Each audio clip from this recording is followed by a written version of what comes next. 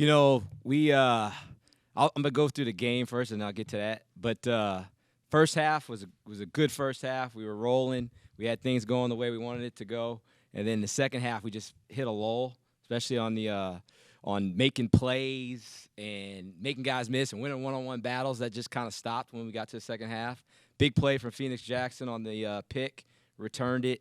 Felt like that could be the momentum thing that gets us going a little bit more, and it just it didn't materialize that way. Kind of left it up to having to get some stops at the end of the game, and then relying on officials and all that stuff that you don't ever want to rely on. So we just didn't capitalize when we had the momentum, that type of thing. But the message to me is we're going to go play Bulldog football, keep the faith. We're going to have a big road game here. It's going to be at nighttime. It's going to be on national TV, and we're going to be ready to go. We have already flipped the page, and it's time to get ready for another big game. One of the questions I've been hearing, I'm going to pass on to you, people wondered, once the sack was taken and you've got it at the 9, was there any thought to maybe purposely taking a safety because you're up 6 and you're still outside of field goal, range for them to catch you? Was that a consideration at all? So when the ball's on the 23, so it was not in consideration when the ball's at the 23, and then all of a sudden we take a sack, so now the ball's at the 9. So now it's in consideration, So the explanation to it is, okay, we had about a minute, and I think 40-something was on the clock, and the ball's on the 9. We usually wouldn't take a safety till the ball's inside the 5. So it wasn't in a danger punt type situation to take the safety. So the next thing is you're gonna punt from the 20, and that punt you're about 40 yards for what we average right now. So you're looking at a 10-yard difference. So we decided, hey, we could just go ahead and punt it out of here. We'll play defense. There's still a lot of time on the clock. If they do score quickly, it still leaves more time on the clock than if we pushed it back 10 more yards. So we went with that decision, and that's how it played out. And let's talk about Air Force. Altitude, cold. You've got history there. Your freshman year, you guys went and beat a nationally ranked Air Force team there. Big win for Coach Hill. But what's the biggest factor? What's the biggest thing you're up against Saturday night? And the coincidence there, too, is also it was coming off a loss to Hawaii when we did that in 97. So I remember that part of it, too. But we played Hawaii at Hawaii. So a lot of adversity at that time. A little bit now because you're coming off a loss. I think this game is just going to come down to what it always comes down. On defense, we're going to have our options rules executed. We're going to have to stop the dive, and then we're going to have quarterback and pitch players just like always. We're going to need to play physical and all that good stuff. They're going to eat up a lot of the clock. So on offense, we're going to have to maximize our possessions. We're going to have to score points when we get the ball. That's going to be the whole key to this thing. Like all games, and I always keep saying it, guys have to win their one-on-one battles. If we can do that, we'll be successful. Coach, obviously losing Cam Lockridge with 10 minutes to go in the game ended up resulting, or at least you saw Hawaii score 2 touchdowns after that. Was his presence, was that a factor of why Hawaii was effective on defense with losing Cam in that situation? Effective on offense for Hawaii, you're saying? Yeah. Yeah. I don't put it on one guy at all. I still think we had many opportunities to get it done there. Just unfortunately, we didn't make those plays that we needed to make, and we left it up to the officials to make judgment calls and things like that. But I would never put it on one guy. There's no way I would do that. I think we have a good defense, not just good players, but a good defense. I think we play well together, and I think we've dealt with adversity all season, so different guys have been plugged in. And I wouldn't say that, because he had a targeting penalty, that's why he scored it at the end. And the run game obviously was a frustration point again for this group, to kind of take a step backwards in that part of the phase. Where are things being evaluated there to continue to try to close the game based off the running game with what you guys were doing? Yeah, it's kind of like I said. The first half we were rolling. We were doing a good job. And the second half, for whatever reason, it started to stop. And there's always one thing or another that would happen. Somebody miss a block, fall off a block, we'd miss a read, whatever. We wouldn't make a guy miss, something always just happens. So as we evaluated, we're just critical on those one-on-one situations for everybody that had, and what can we do to improve that? So hopefully we can improve that as we get going for this week. You mentioned it being playoff football with it being in contention for the Mountain West. Now that seems to be out of the possibilities with the 2 losses potentially. What is now the point of emphasis to finish these last 3 games this year? Yeah, good question. I mean, obviously, we made it a lot harder, right? So you're going to need a lot of help in order to get into that conversation. So for us, it's just, hey, we got to be 1-0. I mean, that's what it is. It would be that way even if we won the game. So it's still the same message. We need to get back to playing Bulldog football, okay? We didn't play a half of Bulldog football last week, so we need to bounce back from that. But a lot of that pride of Bulldog football is important to us and the team, and we just need to continue to find ways to get back to that. Coach, another question that can only be asked with the power of hindsight, but any thought of, after the pick 6, of going for 2 there? Yeah, so we had a look when we do, you know how we did our migration stuff? So we were anticipating a look the whole time, and they actually changed up the look. So then it made, oh, man, we can't run that play. So then we had to shift, and we had to kick it. So in hindsight, if I knew they were going to change the look and look like that, then, yeah, you keep the offense out there, and you got to run the play. Regarding Air Force, what are some things that stand out to you that are beyond what their record says? Oh, they play hard. I mean, they're Air Force football. They have a tradition of playing hard in all 3 phases, not just offense, defense, but special teams also. And you see that on film. Their record doesn't show that. But if you really, really watch them, this is a good football team. They're going to give you some things that make you work. On defense, they're going to bring pressures and things. They're going to change their coverages up on you, so you're going to have to play smart in that aspect. And then, obviously, it's option. They got 1,000 plays they can run. So we're going to have our hands full, and they have athletes out there that play on the special teams, and they play fast and confident. So that record stuff's out of question. That's just numbers. Morning, Coach. Phoenix Jackson was named Mountain West Defensive Player of the Week. You were his linebackers coach before this season, and you obviously his head coach this year. How has his growth been over the years from a guy who was the 3rd stringer to now he's starting? Oh, it's awesome, man. He came in here as a DN walk-on. Okay, he was a DN walk-on. Never really played linebacker.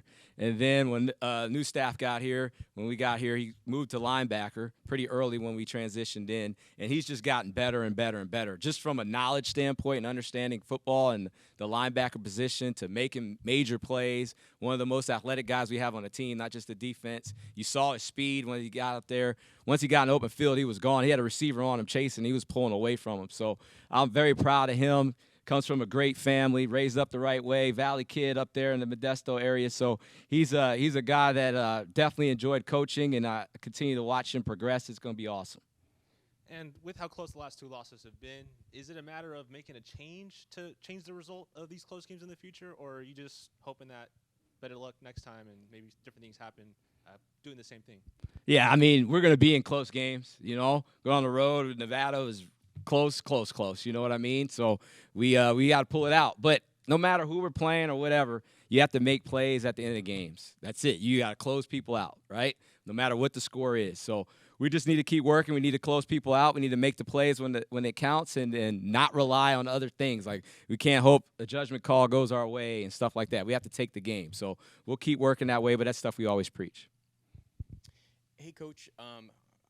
Just curious, with kind of the way the offense was struggling, I understand why probably you stick with Mikey in that game. You guys were in control of the game. Would you ever consider a change of pace, maybe for a series or 2, especially if, the offensive line's having a tough time holding up and Josh seems to offer more mobility, like maybe a series or 2 as opposed to just a package here and there? Yeah, you got to play the games out and how it's going. I wouldn't – kind of how that's asked as if Mikey was doing bad or anything like that. I wouldn't put it on Mikey that way, and he was protecting the ball well. I wouldn't look at Mikey as he was an issue or anything like that. As I said, it's a group effort of winning one-on-ones, and that's what was happening is one thing after another with different people, a combination of things. But obviously, quarterback position, you always point to that spot. We're going to keep on doing what we do with Josh and things like that. If it becomes a full series, we'll see on things like that. But how that game's playing out, he had his packages and stuff. We use those packages, and we just got to keep working at it. Just curious from your perspective, kind of looking at the film, what happened on those last 2 Hawaii touchdowns? Because it seemed like there was a little bit of a breakdown in communication there. Yeah, I mean, you saw guys that were wide open. I know what you're getting at, the 2 touchdown plays. Just coverage, communication, seeing ins and outs, right? They changed numbers between number 2 receiver, number 3 receiver. You have to switch off. We didn't switch off, and that's what happened. And I'm just curious, when we were talking about the bye week earlier this year, you were saying, I think this is coming at a good time for us. Mm-hmm. It's kind of a strange question, I guess, but Air Force and the challenge they present with how unique it is, when you're coming off kind of a heartbreaking loss and maybe a game you did not expect to lose, can it refocus you kind of quickly, knowing that it's such a unique challenge and you have to kind of get dialed in for what they bring to the table? Definitely. I think you always, as a football player, you're week to week, so you always have that mindset going into the season. But like you said, going up against a different type of scheme, a different type of opponent, definitely adds to it. You obviously would want a lot of time to get ready for it, but clock's ticking on this thing, so we actually did some work on them yesterday out in the field, and then we'll keep on battling. We're gonna watch film all day today. Have a half the day left today, and then tomorrow morning we're gonna get to work. So definitely refocuses you, but we're gonna have to refocus no matter who we're playing this week. We have to be ready to go. And good morning, Coach. Morning. Scott Hansen of the NFL Red Zone says that the fourth quarter is the witching hour where wins become losses and losses become wins. Now, Pat Hill mentioned that for Air Force, this is their games are like the recreational, and they're going to come out hard and play tough. Has the Bulldogs? When do the Bulldogs flip that switch and forget about Saturday, or have they already? And yeah, so we've already flipped that script.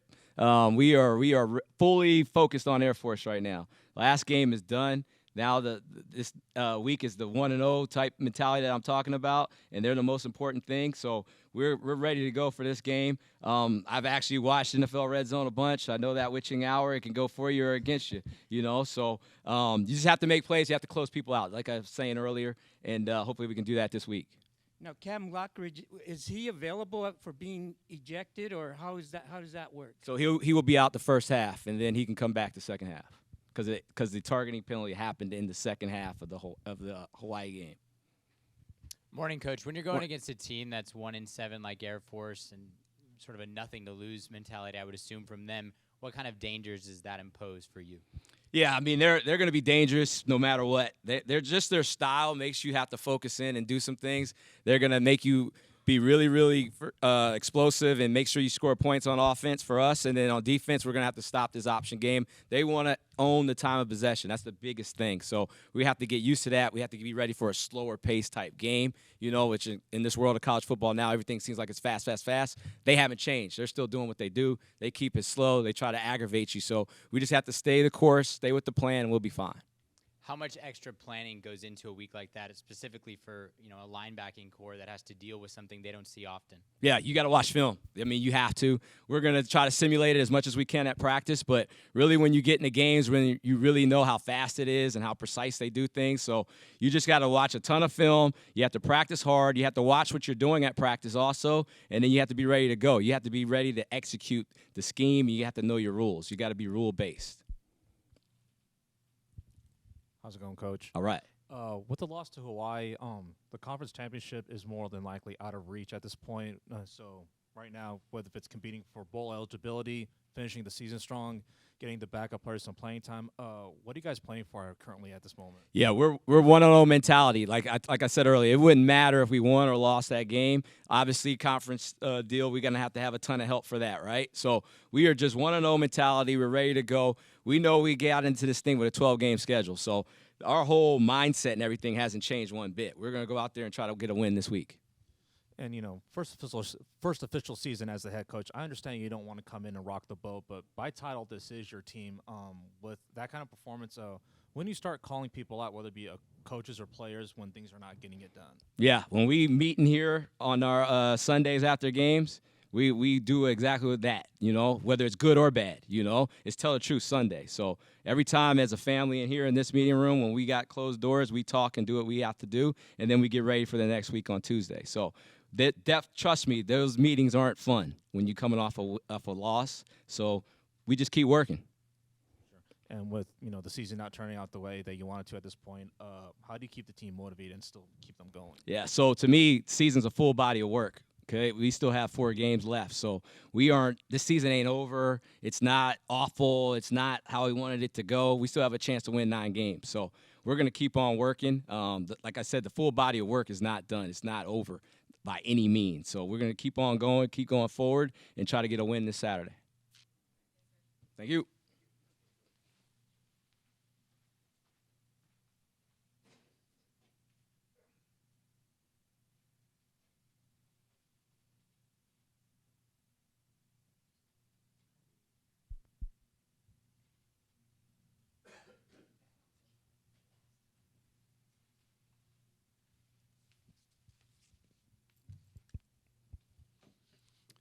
Morning. How's it going, Coach? Good.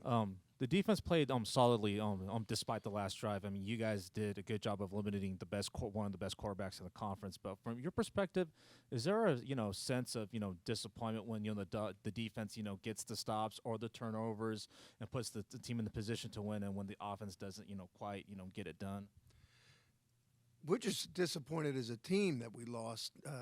It has nothing to do with the defense being disappointed more than anything else. Our job is to make those stops and get the ball back and do the things that we're required to do. So, we did some good things Saturday, and we did some things that we wish we would have done better. And we gotta get those things fixed as we move on to the next game. And we praise CV and Malachi a lot, but sometimes we don't speak about Phoenix Jackson enough.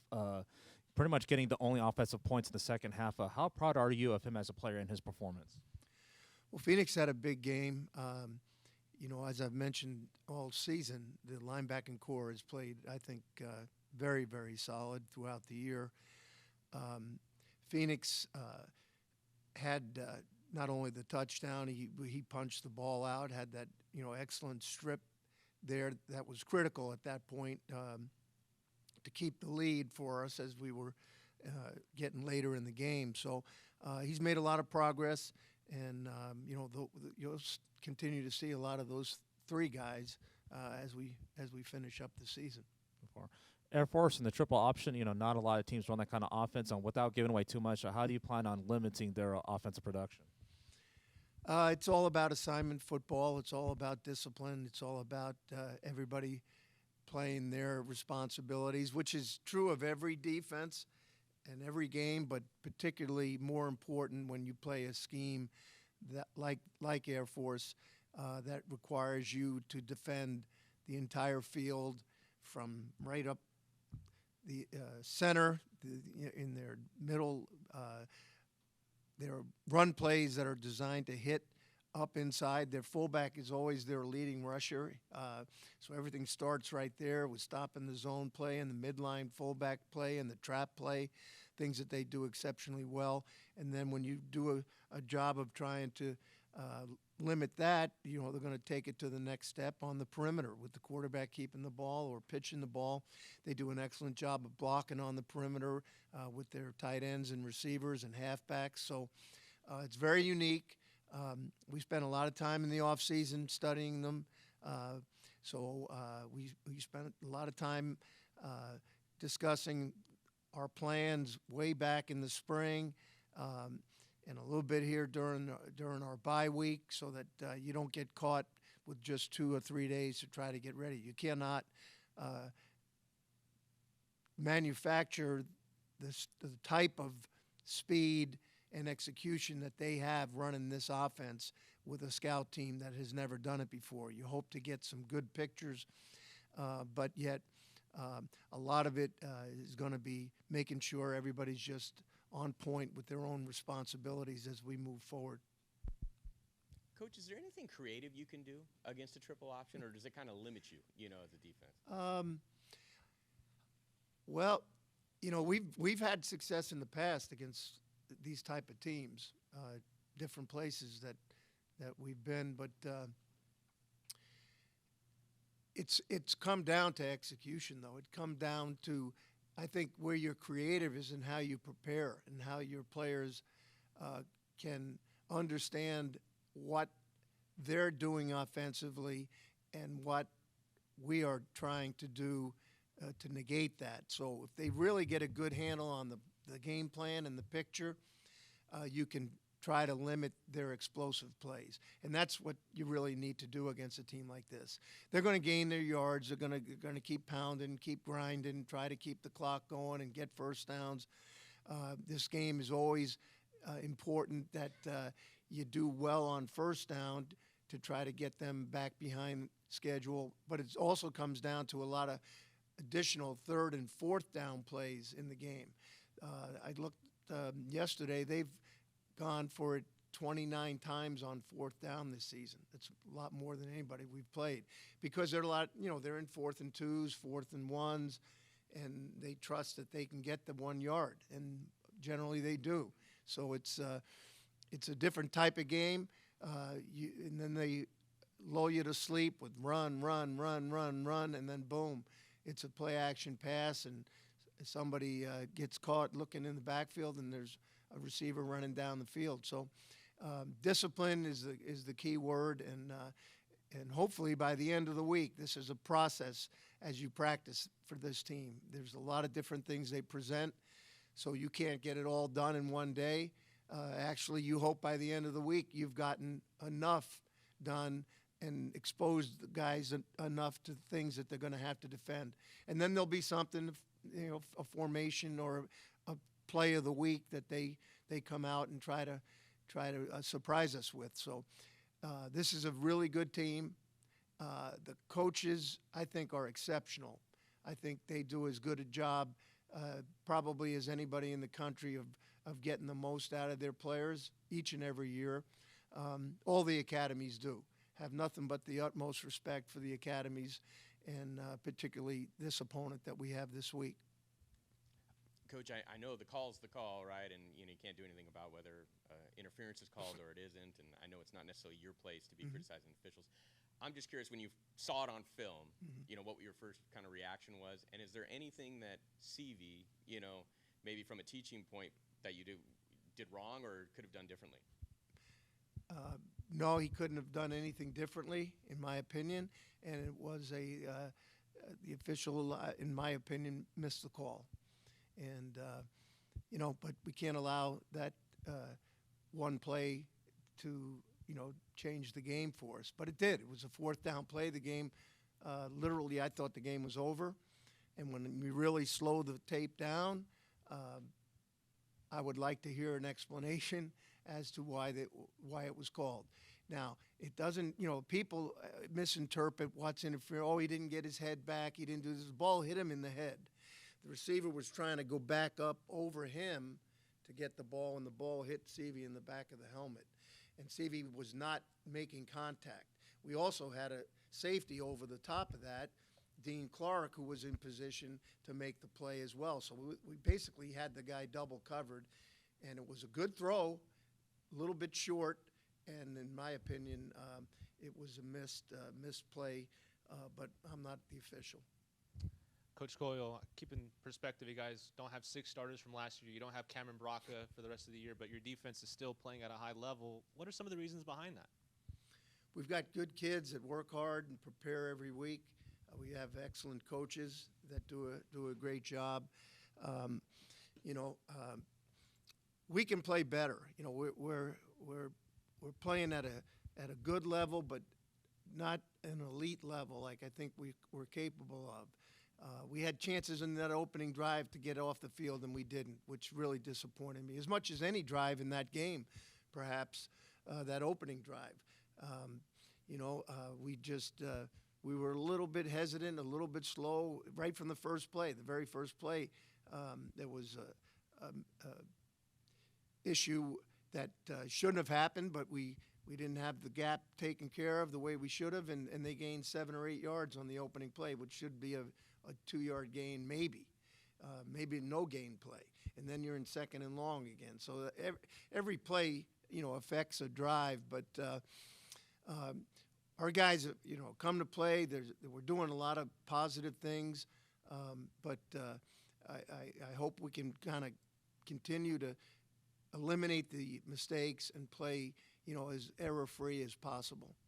Of the 6 guys who aren't here from last year, which one's replacement do you feel like has done the closest job to replicating what the departing starter did last year? So like Bailey's replacement, Norris's replacement, Carlton, obviously Zillion.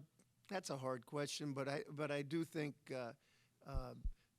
we miss Lavelle and what he did, but I think our linebackers as a group, because they all kind of mix and match a little bit, have picked up the slack there, as evidenced the other night where we score a touchdown, we create a fumble, we have sacks from the linebackers. They're all doing a good job there. So I think that's probably the closest I can give you.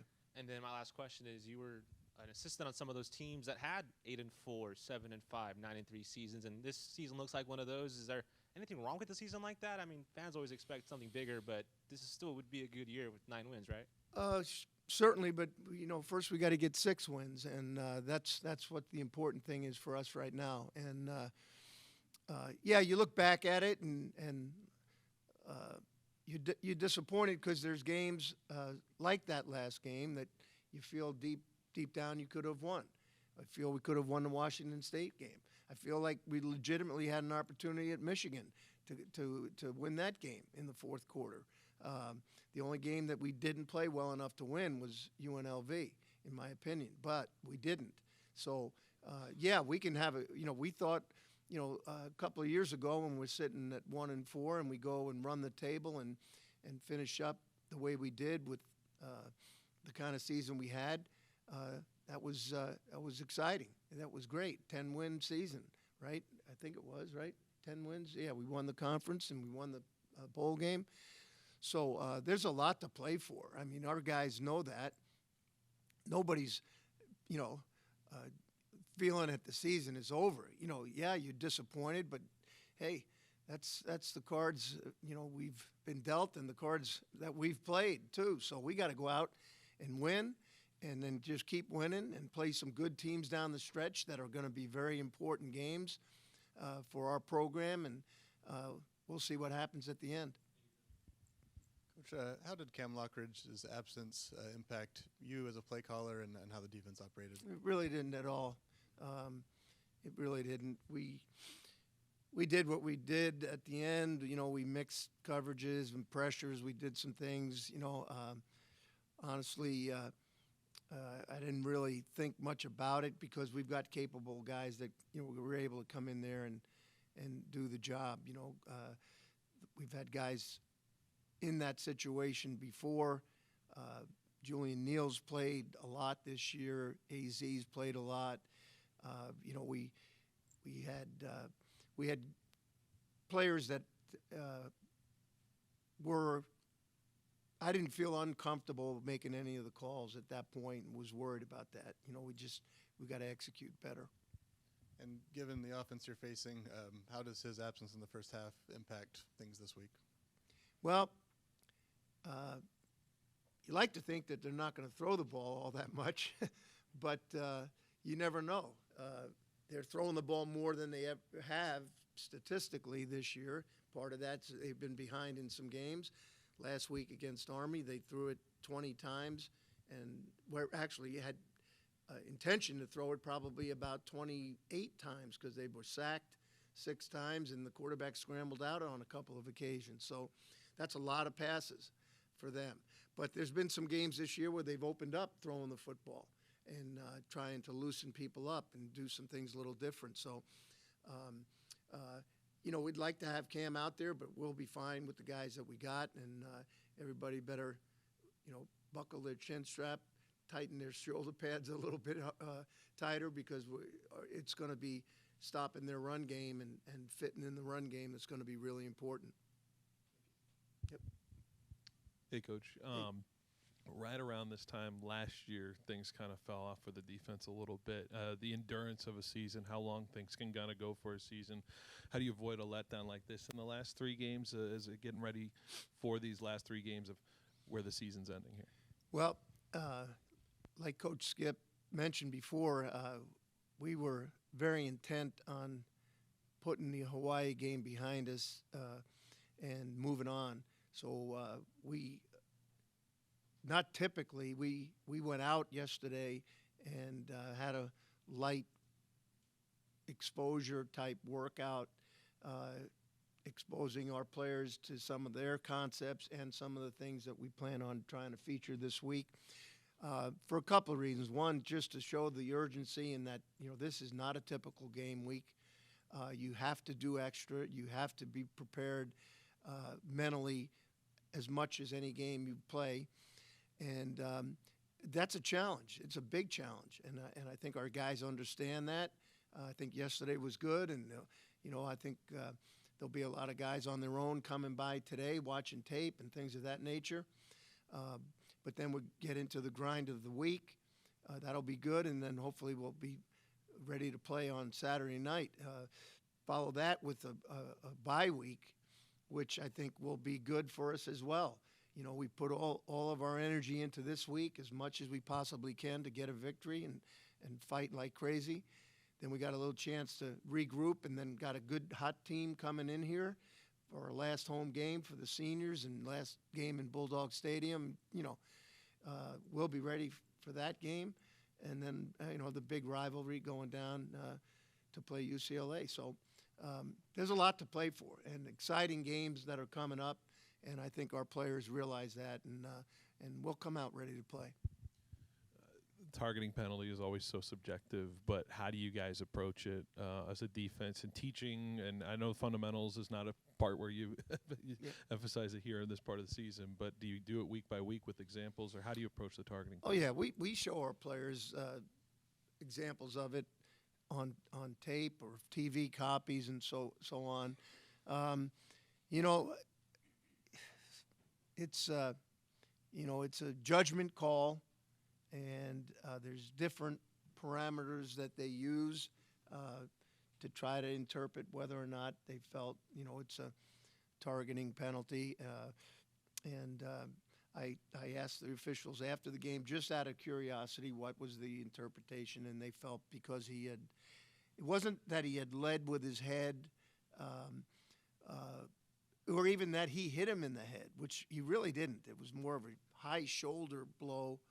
But the fact that he had kind of launched himself into the receiver is part of that rule. I don't know if it is launching with the head or launching with the shoulder, but that was what I was told at the end of the game, that was the biggest reason why the penalty was called. So, but again, that penalty, we got off the field, didn't we? I think in that drive, that was where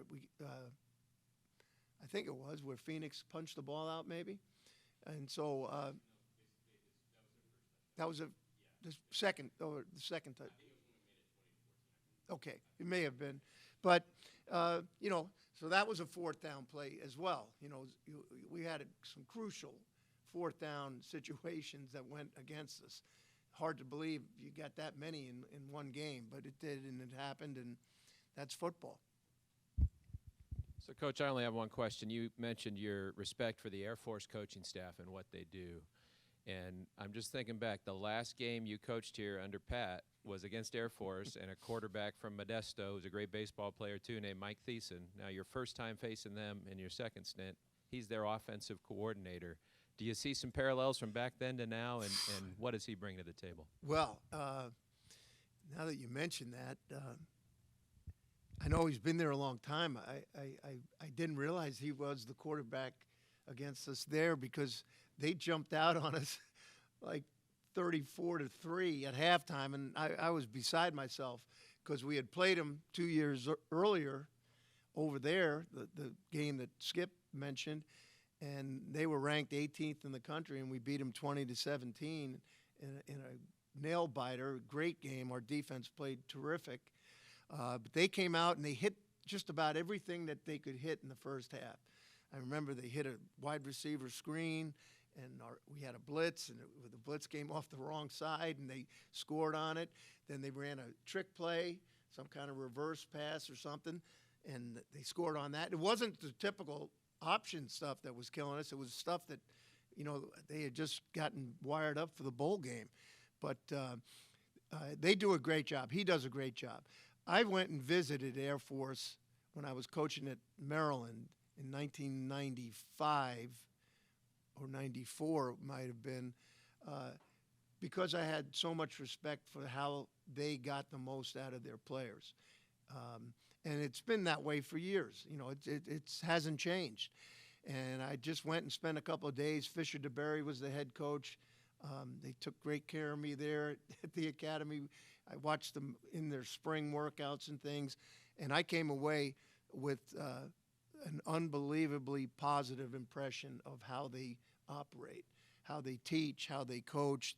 The players, you talk about a class group of young men, guys that are just hardworking, smart, dedicated.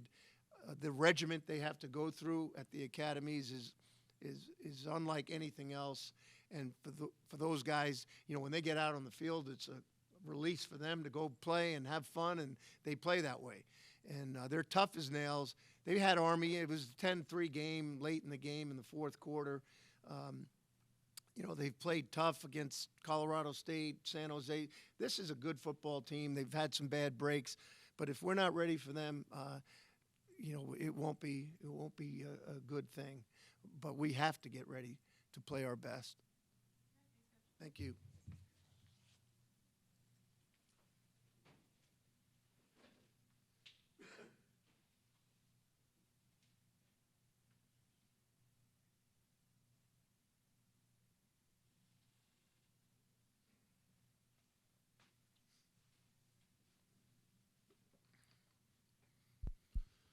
Morning, Coach. Morning.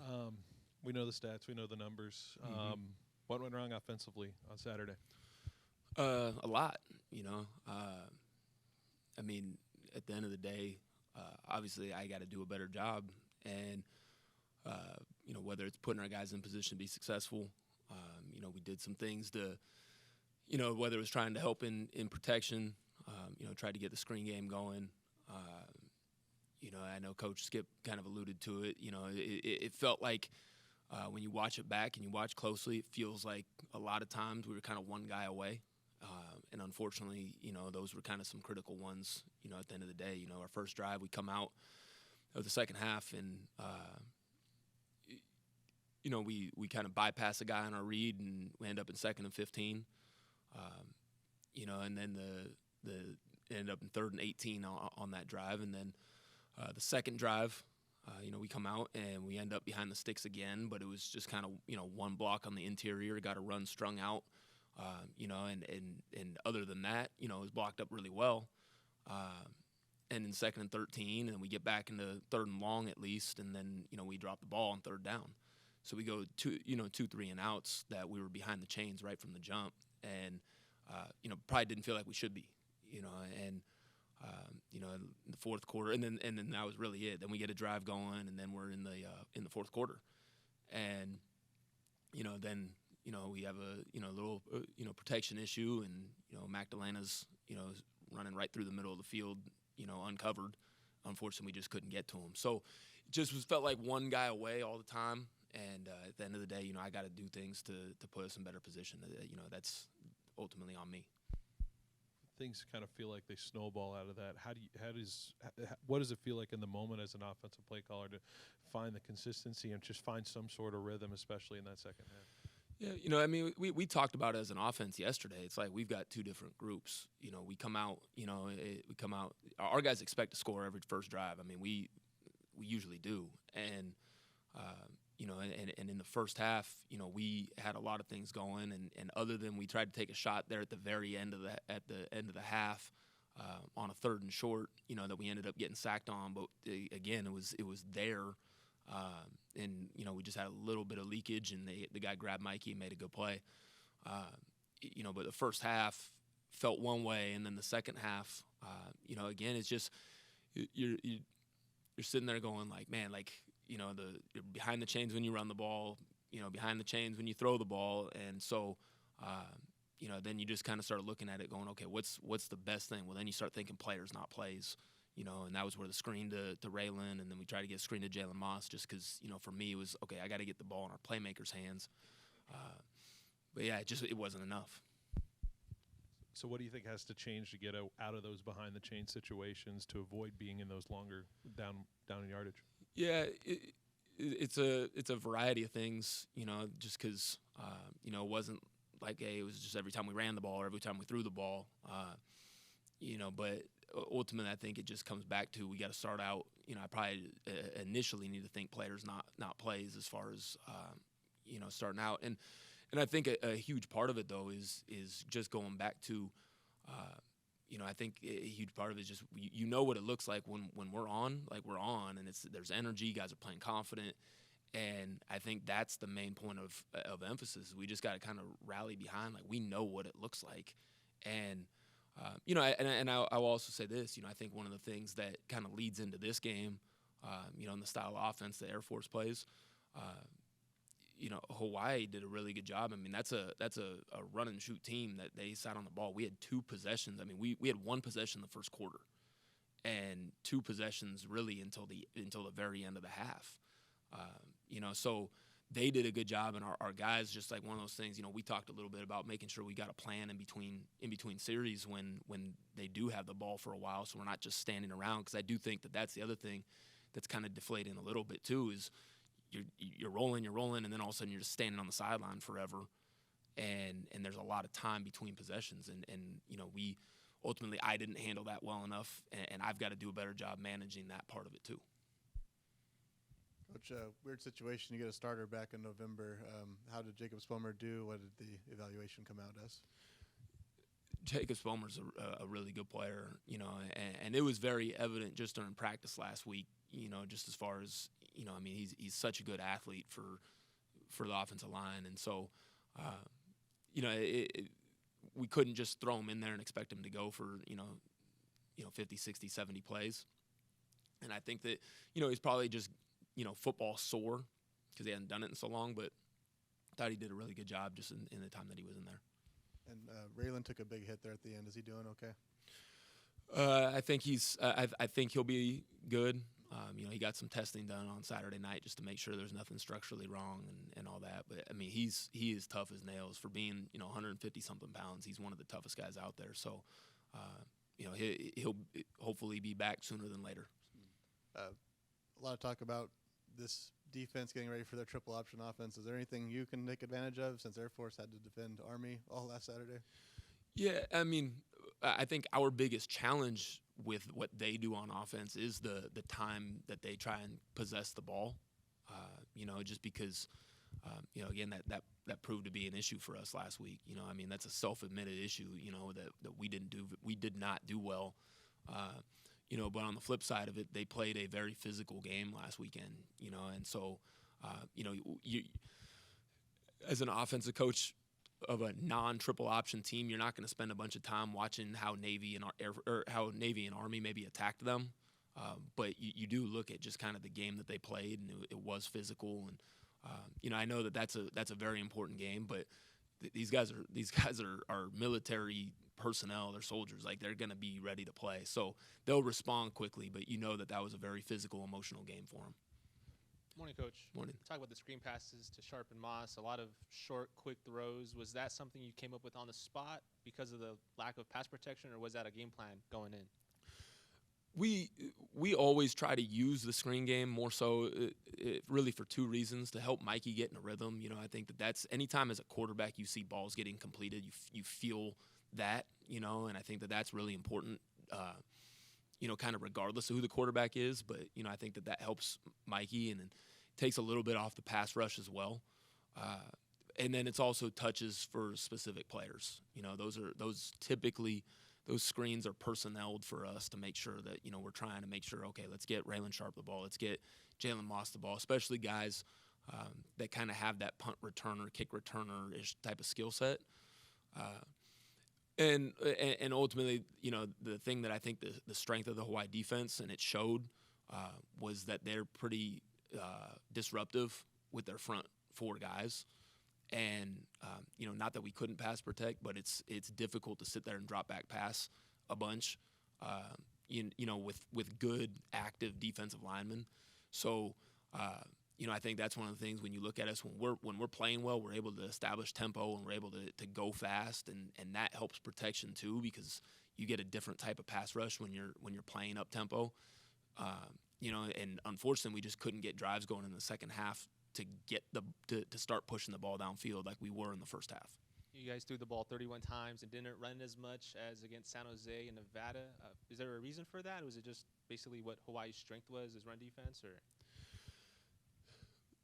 A little bit of it is just kind of feel, as far as, we weren't necessarily very efficient running the ball.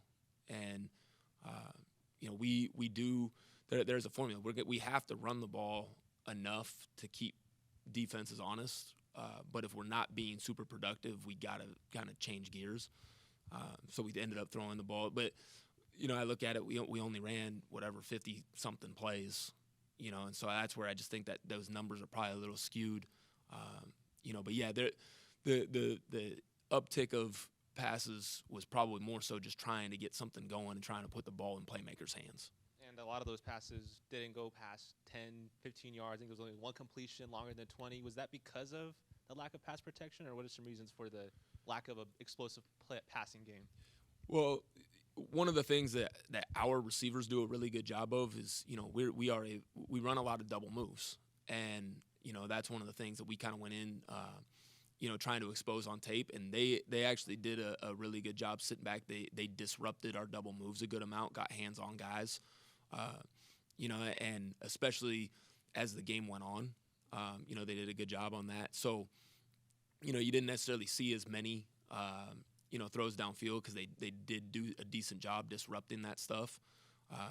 But again, the other part of that was as the game went and we lacked any rhythm on offense, I didn't want to come out and just start throwing the ball way downfield, because we were already not possessing the ball, and I'm sick about the time of possession.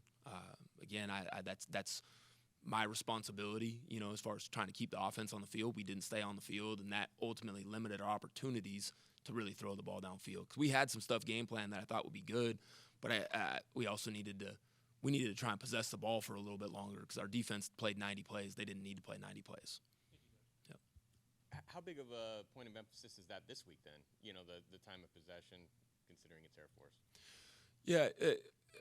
Ultimately, it comes back to, we've got to maximize our possessions anyways, and, Coach Skip said it, when you start feeling like your possessions are going to be limited, every point matters, and so it's probably truly less about time of possession and more about production, because I think the production will take care of it. We weren't productive enough, and again, I take full responsibility for that, as far as last Saturday is that we weren't productive enough.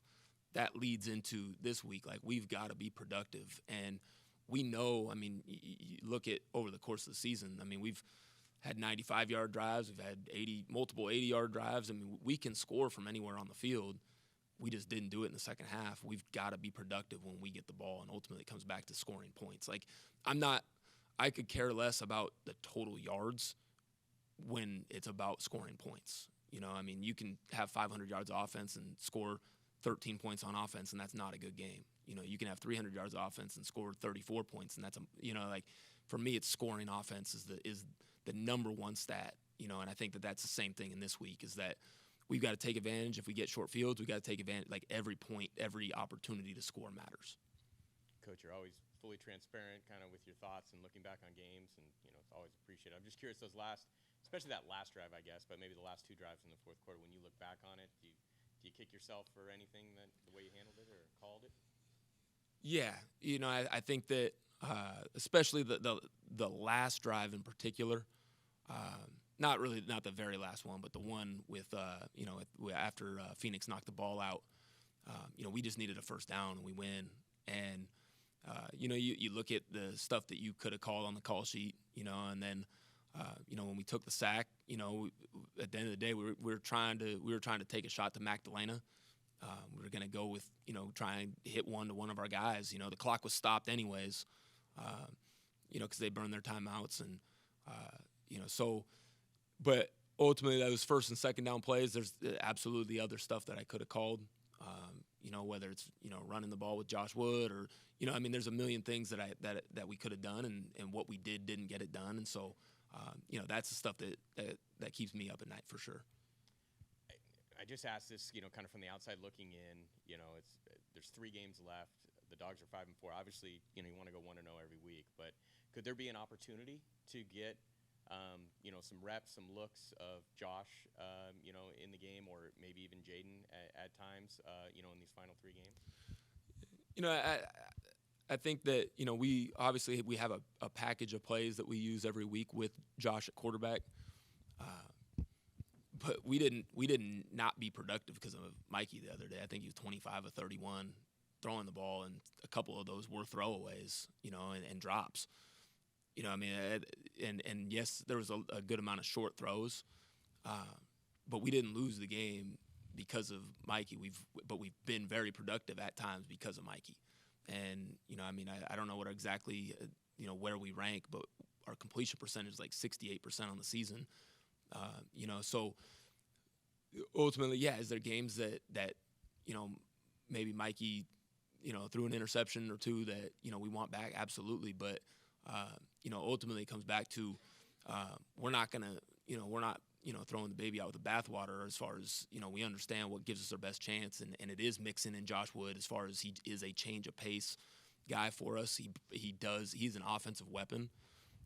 Again, probably could have used him, maybe on that last drive some. And I'm not afraid to call plays with him in there. I mean, we sub him in, we put him and Mikey on the field at the same time together. So I think you'll continue to see that. Whether it's more or not, that's kind of game plan driven. But these are 3 really important games. I mean, we got to win another one to get a 4th one. And we're gonna go with the guys that we feel are give us the best chance to do that. We get people that ask us basically a question like that all the time. I'm just curious if there's a scenario besides injury, obviously, where somebody else could start, and if so, is that your call or is that Skip's? That'd be a by committee call. I mean, that'd be something where, it would have to be, definitely for a purpose, as far as that goes. But, and there's been times, where, as I sit there and I look at how we're going to start the game, I mean, a lot of times I am making sure that I include Josh in my opening thoughts, just to make sure, because I don't want it to be something where all of a sudden, and I played receiver, so I get it. When you're like kind of frozen out of the game for a really long time, and then you're all of a sudden asked at a critical moment to make the play, like it's not easy to do.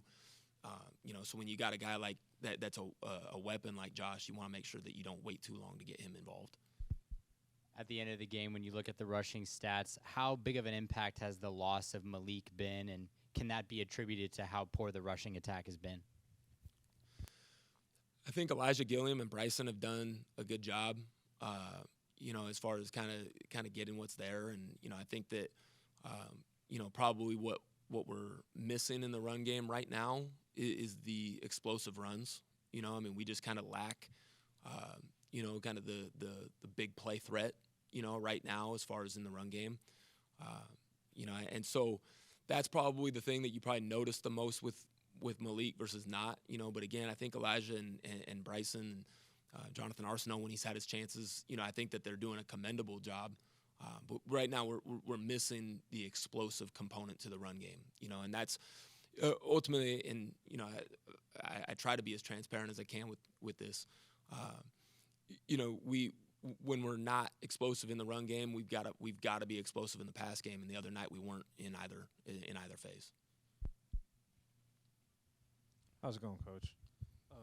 There was an opportunity for the offense, as you mentioned, to run out the clock, just by getting the first down. Relying on the rush game, only getting 19 yards the whole game. Were there do you have other plays in mind, like in terms of contingencies in those situations? Because obviously the run game has struggled. What other backups do you have in order to get those, yards to seal the victory? Yeah, that's a good question. I think that, you look at, a couple different things, because obviously they had 3 timeouts, which is a big deal in that situation. So they were going to be able to stop the clock regardless. But one of the big things is when you start throwing the ball, and if you throw incomplete, you're basically saving their timeouts for if they do get the ball back. So you kind of go back and forth on that. Is like you got to make sure that you're forcing them to burn their timeouts as well. Because that could prove crucial, in that scenario, as far as keeping the clock running on their end if they do get the ball back, if you're not successful getting the first down. Ultimately I just look back at it, just as far as I think the big thing is being creative in the run game and having, ways to do that, which we did. Just I need to do a better job accessing that in that moment, just as far as, being creative with it. But to your point, like, yeah, when you're struggling running the ball and you're sitting there going, it's really enticing the idea to throw it, but you got to make sure they're also, there's the give and take of making sure that they're, using their timeouts as well. And you got to be strategic if you are going to throw it. You got to feel pretty good that you're going to get a completion out of it and all that. And you had mentioned before that, the main thing for the offense to do is to help out the defense. So for you, I mean, what does that entail? How do you accomplish that? The formula for us is if we can hit 50 rush attempts and completions combined, we'll win the game. It's like 92% since 2017 here. That's part of why we've got to continue to emphasize, running the ball. One of the things that for us, we are at our best when we are playing with good pace, with up tempo, an up tempo aspect of it. But part of that is when the defense is on the field for a long time. When you do go fast, you run the risk of, if you go 3 and out or 4 and out, 5 and out, then all of a sudden they're back on the field pretty quick because you didn't take a lot of time for them. So, for us to play complementary football, like we've got to make sure that we are efficient in the run game and that we're completing passes. Like that's ultimately what it comes back to is we've got to do that. And unfortunately the other day we were not efficient in the run game, and we had some drops or some missed opportunities in the pass game. And the reality is we got sacked just enough the other night that ultimately affected us too. It's just, we were behind the chains too often. We were in too many third and extra longs, and that's going to keep us from allowing the defense to stay off the field. And everybody here has been asking about, the deep ball. How come there was no, chances in the game, long chances against Hawaii? And I kind of noticed that in the beginning of the season there was a lot more deep balls and a lot more, vertical game-ish, plays with Magdalena and stuff like that. Though, again, as of late, as the season has evolved, there's been some limitations. Obviously, the run game has struggled. Mikey Keene, the interceptions. Has there been any trepidation in your play calling when it comes to, the offensive struggles? And, is there a feeling of, calling plays, playing a game to not lose in your play calling? Or do you still feel that there's that freedom in which to, go out and, make big plays and make challenging calls? Yeah, good question. At Nevada, we threw the interception there late in the third quarter, and then we kind of went into a little bit more of like, okay, like we got to make sure that we help our defense out and run the football, be effective. But we were effective running the ball in that game. And I think probably the thing that doesn't show up statistically and all that is that the other night, we probably, I don't know, we probably had 4, 5, or 6 called things to go downfield. The ball just didn't get off, for whatever reason. So, I think that, whether it's, the defense, a couple times they collision to double move that, it's going to be open if we just avoid this guy and they get just enough hands on us and, Mikey sees that and now he can't throw it downfield. And so I think that's the other thing that's probably that doesn't necessarily show up in the stats that, you might see Mikey get sacked on something, but it's like we were trying to take the shot downfield. And I didn't call enough of them the other night, but again, I just go back to we weren't efficient enough. We weren't on the field enough to maybe get some of those plays called. And, if I look at my call sheet and everything that's circled in red is for the second half, I mean, there's multiple things that are circled there. We just weren't on the field long enough.